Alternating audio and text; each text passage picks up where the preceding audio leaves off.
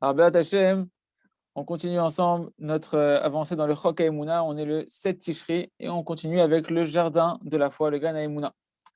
Donc, le Rav nous dit, il est encore rapporté dans le Midrash que Moshe Rabbeinu, alav Shalom, a demandé à Kadosh Baruch Hu, fais-moi connaître tes chemins. Hodi'enina et derachecha, dans le Sefer Shemot, chapitre 33. C'est-à-dire, il a demandé à Kadosh Baruch Hu, Hachem, je veux connaître ta Ashgacha, ta providence, comment tu agis envers tes créatures dans ton monde, bien que nous, on ne voit pas ta main.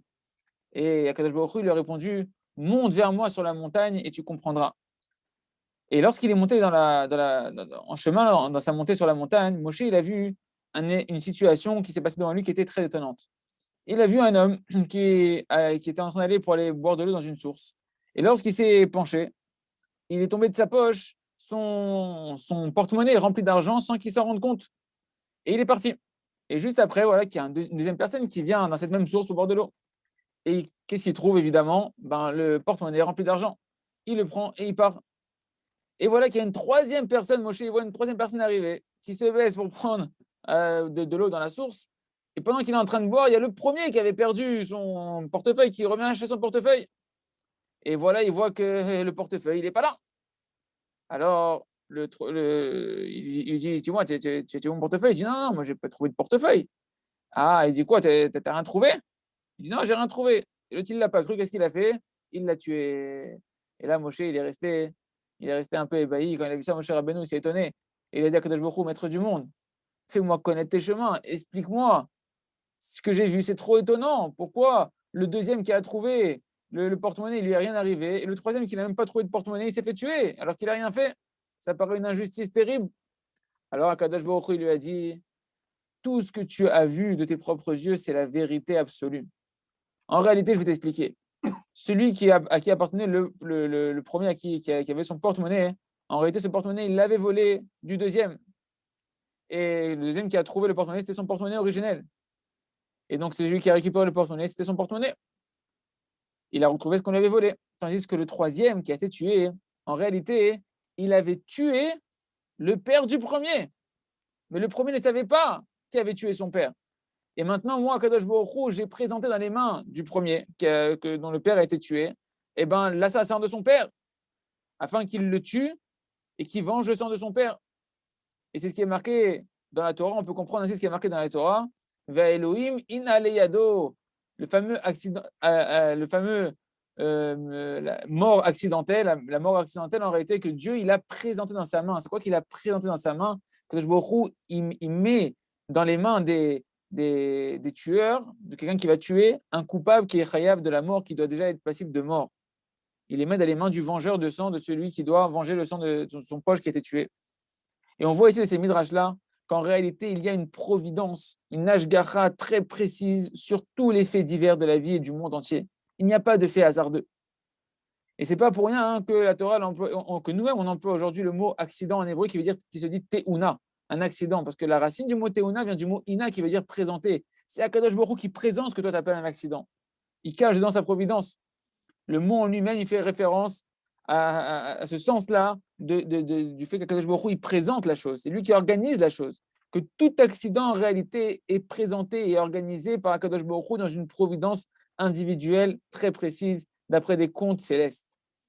Et c'est ça qui est marqué, Ve'elohim minal yado, qu'Akadosh Baruch Hu, il a présenté la personne qui va mourir dans la main de celui qui l'a tué. Et Rachid qui nous a expliqué qu'en réalité, ça vient du mot loteune elecha ra'a.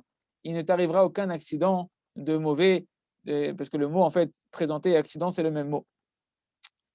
Et on peut apprendre de là que ce qui est dans la vie de tous les jours de chacun d'entre nous, qu'on se rend compte plein de fois des situations terribles où on a l'impression qu'il y a une injustice totale devant X ou Y situation qu'on peut avoir dans notre vie. Mais en réalité, c'est simplement parce qu'on ne voit pas toute l'image en entière. On ne voit pas tout le décor. On est focalisé sur un petit détail et on n'a pas la vision globale de l'image. À quoi ça ressemble, nous dit le Rav? Ça ressemble à quelqu'un qui est parti voir un spectacle. Il voit une pièce de théâtre, mais il arrive très en retard dans la salle. Et lorsqu'il rentre dans la salle, c'est déjà le moment de la fin ça approche de la fin de tout le spectacle. Et lui, il voit maintenant sur l'estrade qu'il y en a un qui vient, qui commence à frapper avec des coups très forts une femme. Et tout de suite, lui qui est arrivé en retard dans la salle, il dit, mais, hé, Racha, espèce de fauteur, t'as pas honte ce que tu fais? Comment tu frappes une femme comme ça, Miskena, qu'elle n'a rien fait, celle-là? Et là, celui qui était assis à côté de l'eau, à côté de lui, il lui a dit, tais-toi, tais-toi. Si tu avais vu toute la scène depuis le début, tout le scénario depuis le début, tu aurais compris que les coups qu'il est en train de mettre sur cette dame-là, c'est rien du tout par rapport à ce qu'elle a fait. Elle lui a fait des choses tellement terribles que ce qu'il lui a fait, c'est vraiment, ce qu'il est en train de lui faire maintenant, c'est rien du tout par rapport à ce qu'elle aurait dû recevoir normalement.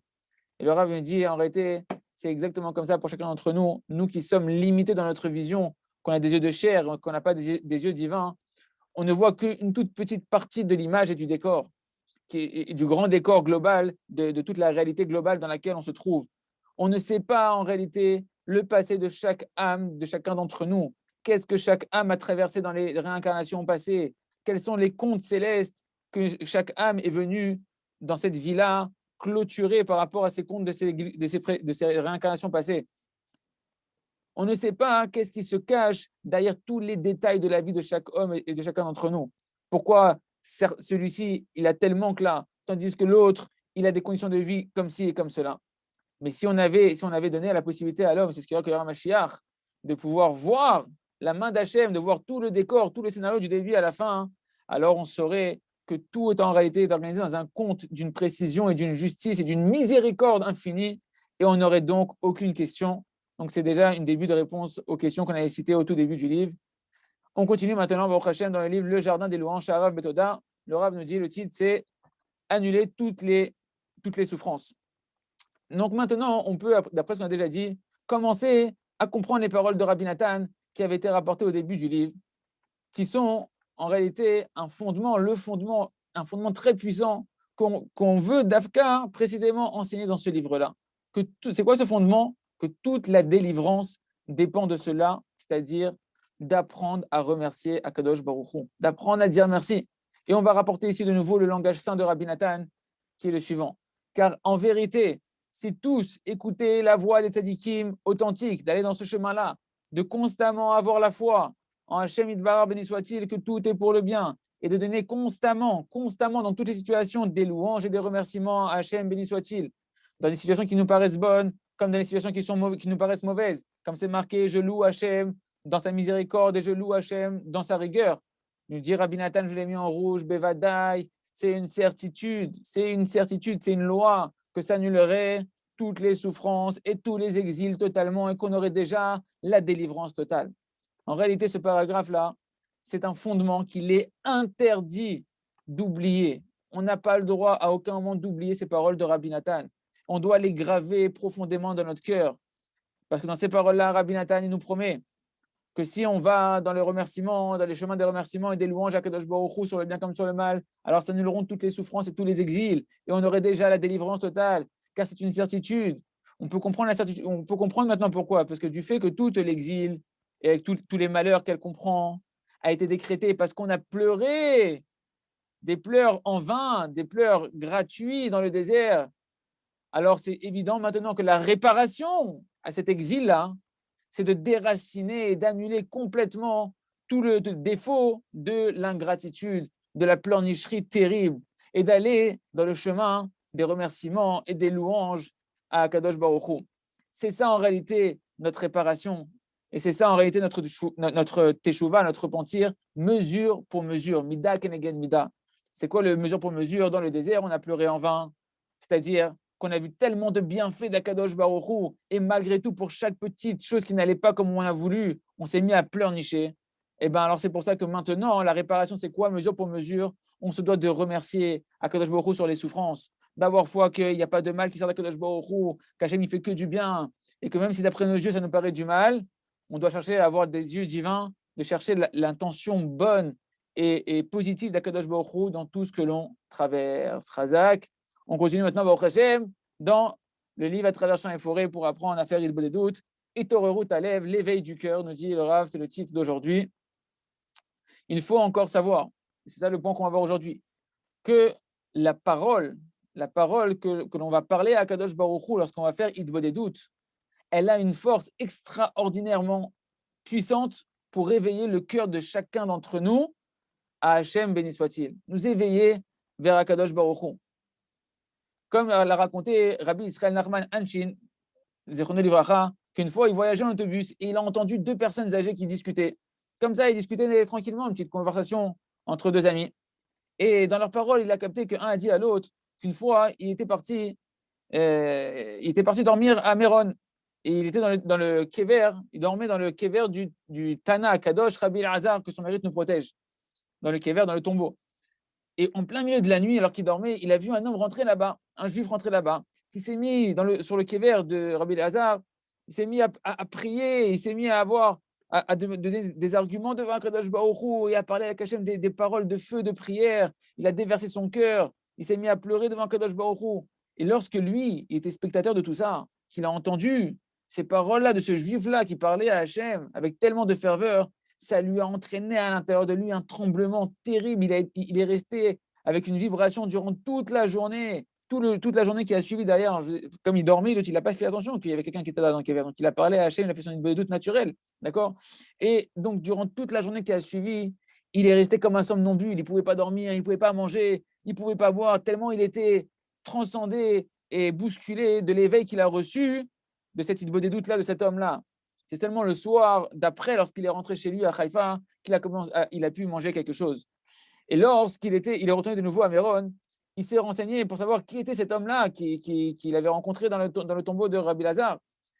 Et on lui a dit qu'il s'était en réalité Rabbi David Stempeler, un chassid Breslev, qui avait l'habitude de se nourrir et de travailler dans la ville de Tel Aviv en faisant simplement des coutures dans des sacs, en cousant des sacs et en les remplissant de laine. Et il a dit à son ami, il lui a dit la chose suivante, il lui a dit, tu sais, sache que j'ai déjà entendu beaucoup de shiurim et de darshanim, c'est-à-dire des gens qui font des rabbanim, qui font des très beaux cours et des très beaux discours. Mais les tfilotes, ce que m'ont provoqué les tfilotes de cet homme-là, de ce juif-là, de ce chassid Breslev-là, je n'ai jamais mérité par aucun darshan, par aucun rav, un tel éveil dans aucun cours. De là, on voit cette histoire-là, qu'est-ce qu'on peut apprendre pour nous? On peut apprendre la puissance extraordinaire de l'Aïdbo des doutes, de réveiller le cœur de chacun vers Akadosh Baruch Hu. N'est-ce pas que ce qu'on a vu ici, c'est que ce juif-là, qui était un juif simple, il ne savait pas qu'on l'entendait. Il était en train de parler ce Breslev, il ne savait pas qu'on l'entendait. Il a juste fait sa Aïdbo des doutes avec sincérité. Il a dit des arguments devant Akadosh Baruch Hu avec son cœur. Il a pleuré avec sincérité à Akadosh Baruch Hu de le rapprocher de lui. Et ça a rentré dans celui qui écoutait à côté un éveil qu'il n'a jamais eu de toute sa vie entière par toutes sortes de cours et d'études de la Torah, jusqu'à ce que toute la journée entière, il est resté tremblant de cet éveil qu'il a reçu et qu'il a dit que lui-même, il n'a jamais eu un tel éveil, jamais eu un changement aussi grand à l'intérieur de lui-même. De là, on peut voir, il n'a jamais eu de ce qu'il a tiré de l'Aïdbo des doutes de ce chassid Breslev. De là, on peut apprendre un a fortiori. Combien à plus forte raison, celui qui fait Aïdbo des doutes va éveiller en lui-même un éveil qui va l'influencer et qui va le réparer, vu que cette Aïdbo des doutes peut déjà réveiller les autres qui sont juste spectateurs de l'Aïdbo des doutes. Chazal et Tradek Shineske Kol Yom de s'habituer à faire minimum 1 heure de Aïdbo des doutes pour mériter de réveiller notre cœur vers Kadosh Baruch Hu. On continue avec le jardin de la sagesse, Began Achokma, le fameux conte du sage et du simple. Et là, maintenant, on va voir comment Rabbeinu il va nous faire, il va dénigrer l'image du sage qui sommeille à l'intérieur de chacun d'entre nous. Et voilà que ce sage-là, ce Chacham, il était tout le temps, alors qu'on a vu que le time était tout le temps rempli de joie, le Chacham, lui, était tout le temps rempli de souffrance. Parce que maintenant, voilà qu'il avait abandonné sa renommée. Il était un Chacham extraordinaire, un grand artisan, un grand docteur. Hein, et maintenant, voilà qu'il est retourné dans sa ville natale et qu'il y a un prince qui est venu le voir et qui lui a demandé de lui ordonner de lui faire une bague en or. Donc, on va voir en fait les différents niveaux de connaissances et de talent du Chacham et comment dans chaque talent, il est toujours insatisfait. Il lui a demandé, fais-moi une bague en or. Donc, il lui a fait et il a commencé à lui faire une bague extraordinaire, magnifique, dans laquelle il a gravé des dessins merveilleux, avec d'une manière prodigieuse. Et là-dedans, il a même fait réussir à graver un arbre qui était merveilleusement beau. Et lorsque le prince est venu récupérer cette bague, elle ne lui a pas du tout plu à ses yeux. Et le Chacham, du coup, il a ressenti des souffrances terribles parce qu'il savait lui-même, le Chacham, et vous voyez, Rabbeinu, il répète des souffrances terribles parce qu'il savait lui-même que cette même bague-là, avec cet arbre-là, s'il l'avait donnée à quelqu'un en Espagne, tout le monde aurait dit waouh, quelle bague extraordinaire. Et une autre fois, voilà qu'il y a un autre prince qui est venu, un grand prince, qui lui a donné une pierre précieuse et qui venait de très loin, et il lui a amené une autre pierre précieuse qui avait un dessin dessus. Il lui a dit c'est quoi, je veux que tu me fais copie conforme, le même dessin sur cette pierre précieuse-là. Et qu'est-ce qu'il a fait le Chacham? Il a réussi à faire mamash, le même dessin, bidou, une copie extraordinaire. Seulement, il avait fait une petite erreur minuscule que personne ne pouvait déceler si ce n'était lui. Et lorsque cette fois-ci, le prince est venu récupérer cette pierre précieuse, il était aux anges. Elle était magnifique à ses yeux, cette pierre-là. Mais lui, le Chacham, parce qu'il savait que lui-même, il savait qu'il y avait un détail qui n'était pas comme il fallait, il était constamment rempli de souffrances énormes de l'erreur qu'il avait fait. Il se disait, n'est-ce pas, que d'après ma sagesse et mon intellect et mon talent, comment j'ai pu faire une erreur comme ça? C'est pas possible. Et ainsi de suite, même au niveau de la médecine, vu qu'il était un docteur, il avait également dans le domaine de la médecine des souffrances. Mais Kitsour, il était tout le temps dans la souffrance à cause de sa sagesse.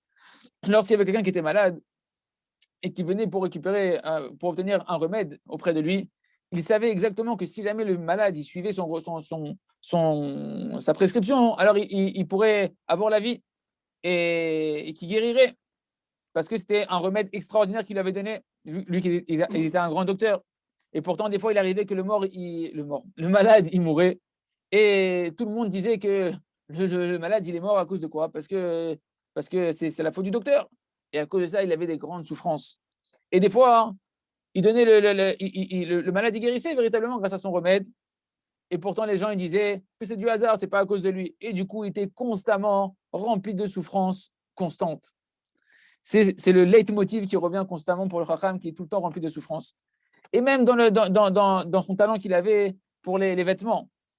Et lorsqu'il appelait un couturier pour qu'il lui fasse des vêtements, il lui disait, il lui apprenait de quelle manière il voulait que le vêtement il soit cousu, qu'il soit confectionné. Comme lui, il connaissait que c'était comme ça qu'il fallait faire le vêtement. Et voilà que le couturier, il faisait mamache le vêtement comme il l'avait demandé le Chacham, le sage. Mais voilà, des fois, il y avait un petit coin, un petit détail dans lequel il avait fait une petite erreur et ce n'était pas exactement comme il voulait le Chacham. Et de nouveau, il se retrouvait à s'attrister, à ne pas être content, parce qu'il savait très bien lui-même que ici, peut-être ça passe très bien d'être habillé comme ça, mais si jamais, parce qu'ici, ils ne comprennent pas c'est quoi la beauté d'un vêtement, mais si jamais ils avaient été en Espagne et qu'il avait été en Espagne avec ce même vêtement-là, ce même par-dessus-là, alors il aurait été la risée de tous, parce qu'il aurait été, tout le monde l'aurait vu comme ça, il l'aurait méprisé, et ainsi de suite. Il était non constamment dans une souffrance et une insatisfaction permanente de sa vie et de lui-même. Et Hachem, on continuera demain et après on aura bien sûr les commentaires. On finit aujourd'hui avec le Sefer Or Hadash pour apprendre à maîtriser la volonté qui sommeille en nous de servir à Kadosh Baruch Hu. Et donc, on voit le titre, c'est le pain de l'Echem Asur Tochel et tu ne mangeras pas du pain de la paresse. Chacun, donc on est dans l'explication du Nehama des Chisoufa, le pain de la honte. Chacun, il doit savoir à l'intérieur de chacun, il peut déceler à l'intérieur du même la mauvaise sensation, la sensation désagréable de manger du pain de la honte, simplement avec des exemples simples de la vie de tous les jours. Pense un instant, comment tu te serais senti si tu t'étais assis au repas à la table d'un mariage à laquelle tu n'as pas été invité? Tu te serais senti honteux. Comment tu te serais senti n'importe quel homme qui est un homme sain d'esprit, qui se doit de demander l'aide de son prochain et de devoir le supplier devant des gens ou de devoir taper à la porte pour gagner son argent. La Gemara dit dans la Sechet Brachot, page 6, lorsqu'un homme il va maintenant devoir demander l'aumône à d'autres personnes, son visage il change de toutes les couleurs. Derrière nous, c'est-à-dire que son visage il change de couleur. Que celui qui a besoin des créatures, c'est comme si qu'il était jugé dans l'eau et dans le feu. C'est-à-dire qu'en réalité, il devient des fois rouge comme le feu et des fois il devient blanc comme l'eau à cause de la honte qu'il a. Et ça, tout ce qu'on parle de ça, en fait, la Gemara, elle parle même pour un emprunt. Cette honte-là, c'est une souffrance même pour emprunter de l'argent. À plus forte raison, lorsque la personne va recevoir gratuitement sans avoir rien fait pour cela. Chacun, il se dit forcément à l'intérieur de lui-même, donne-moi un travail, je ne veux pas de ton emprunt, d'aucune manière. À plus forte raison que je ne veux pas un cadeau gratuit ou de la tzedaka. Et c'est pour ça qu'on peut comprendre maintenant la grandeur de Matan Tzedaka Baseter, c'est-à-dire de donner la tzedaka en secret, qui est une grande chose, qui est beaucoup plus grande que la tzedaka, que l'aumône que l'on fait de manière naturelle. Pourquoi? Parce que de cette manière-là, celui qui reçoit l'argent, il ne sait pas qui c'est qui lui a fait du bien. Et du coup, ainsi, on lui a diminué la honte qu'il allait ressentir, la souffrance de la honte. Mais ce n'est pas encore le niveau le plus élevé de la tzedaka. Parce que concrètement, le pauvre, il ressent quand même une honte à l'intérieur de lui-même. C'est pour ça que le Rambam a tranché dans les Ilchot Tzedaka, sur les matanot, les dons qu'on doit faire aux pauvres, dans le chapitre 10, Halakha 7, il nous dit que le plus haut niveau de la tzedaka, c'est de trouver pour celui qui a besoin une affaire, un travail par lequel il va pouvoir gagner son argent, gagner son pain, par le fruit de son labeur, par le fruit de son effort, sans avoir besoin de demander gratuitement aux gens de l'aider. Il se trouve donc en fait que la sensation du pain de la honte, même dans ce monde-là, c'est déjà une sensation de honte terrible, un sentiment de souffrance, une oppression intérieure et un sentiment désagréable qui est continu. Alors combien à plus forte raison dans le monde céleste, dans le monde de la vérité et de l'éternité. Ainsi, on peut prendre également l'exemple d'un Baal Habayit, d'un maître de maison qui dit à ses employés, dès que vous aurez terminé le travail, vous pourrez venir manger du repas. Et tout le monde s'est empressé de faire le travail de la meilleure manière, sauf un qui est resté en train de glander à côté. Et lorsqu'il est arrivé le moment du repas, tous sont rentrés avec joie pour manger, mais celui qui avait rien fait, qui avait glandé, ben, il est resté à l'extérieur, il avait honte. Et le balabès lui a dit, viens, pourquoi tu rentres pas manger avec les autres? Il lui a dit, la vérité, j'ai honte de rentrer manger. Je ne mérite pas de manger ce repas-là, parce que je me retrouve avec tous ceux qui ont travaillé, et moi, je sais que je n'ai pas œuvré comme eux, je n'ai pas peiné comme eux. Et si je mange maintenant de ce plat-là, alors je mange d'un plat qui ne me revient pas, c'est comme si j'avais volé et que j'avais pris quelque chose qui ne m'appartient pas. Et c'est pourquoi il ne rentre pas, je ne veux pas rentrer manger. Et bien, comme ça, en réalité, l'âme de chacun d'entre nous dans le monde céleste, elle sentait avant de descendre sur terre, et elle sentirait en réalité si on ne passait pas par ce monde-là, ce monde où on doit faire des efforts pour servir à Kadosh Baruch Hu, ce monde où il y a de l'obscurité.